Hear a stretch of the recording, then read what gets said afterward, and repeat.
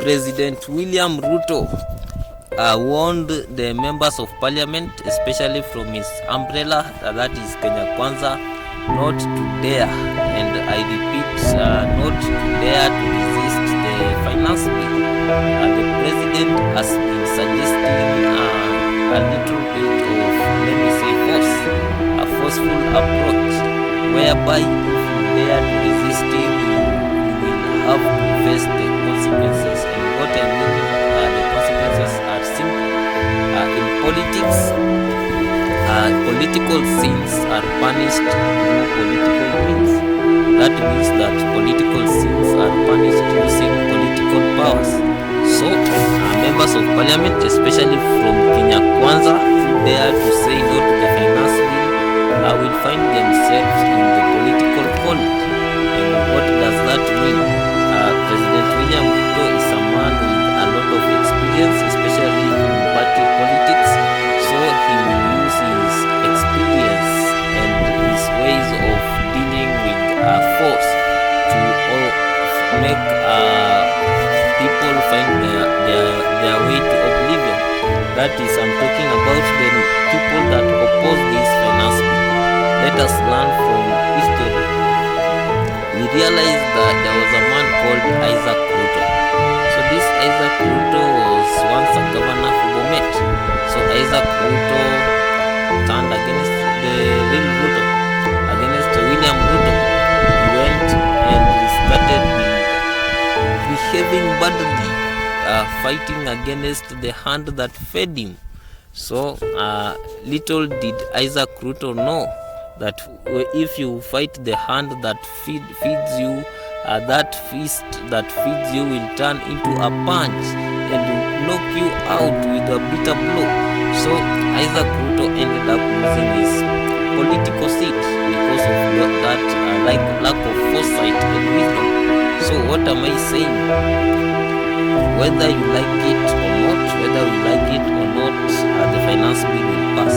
This is simply because the interest of the stomach is mightier than the interest of reason.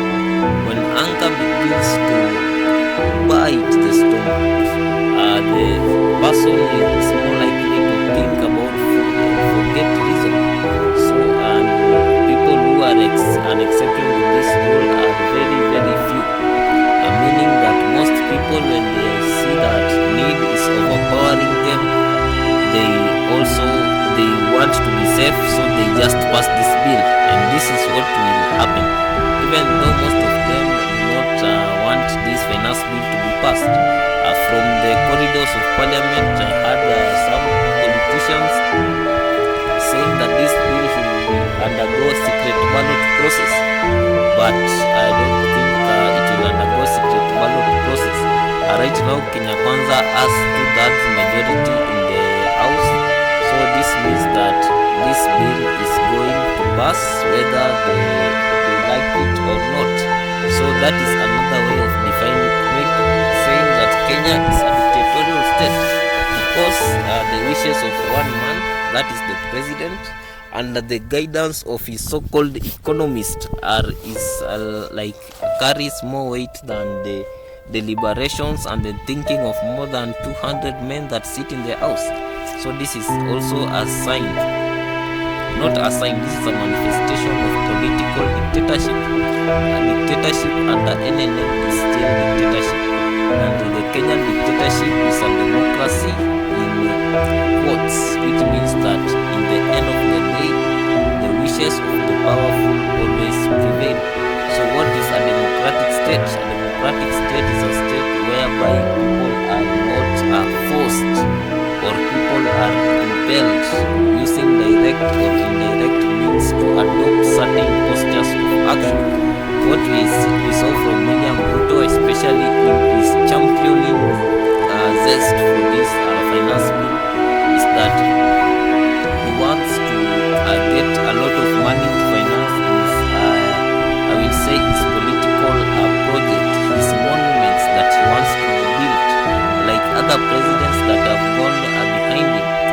The problem is that each president comes into power and wants to make his name mightier than the heavens, to implement new a lot of cash, and this is the problem because once, for example, Kibaki comes in, Moi becomes a very bad leader. Kibaki wants to act differently from Moi, and in the process, some of the policies, the good policies of Moi, are thrown into the dustbin of history, and Kibaki now gets into power. After Kibaki, we see Uhuru Kenyatta gets into power and does what Kibaki did, and does something new, and in the process continues with Uhuru Kenyatta, and it goes on with Ruto.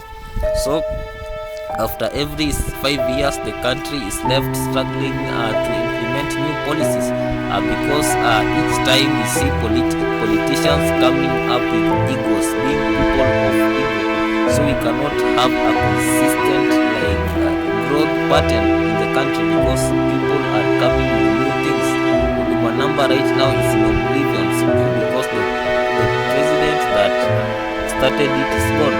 So what is this kind of thing that will continue? The thing that will continue is economic wastage of a country. The country will never develop even if you give it 100 years. If it keeps building one block and destroying that block completely and building another one. So what Ruto wants to enter, the gear that Ruto wants to engage right now is a gear that will put the peasants of this country on fire. And that is just the reality. Because for example, make rental income taxable, landlords will have to find ways to survive. They will have to find ways to finance their expenditures. For example, if they have loans, they have houses, and they have the discretion to raise rent. So rent will rise instantly. This is very obvious. And when rent is rising, people will also increase the cost of their economic activities, the cost of their goods and services. Everything will rise.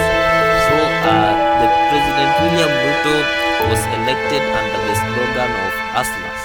And these hustlers now will suffer mightily. They will really suffer because of these policies that are going into place. I don't know what David Lee is thinking or sleeping in the office, I don't know.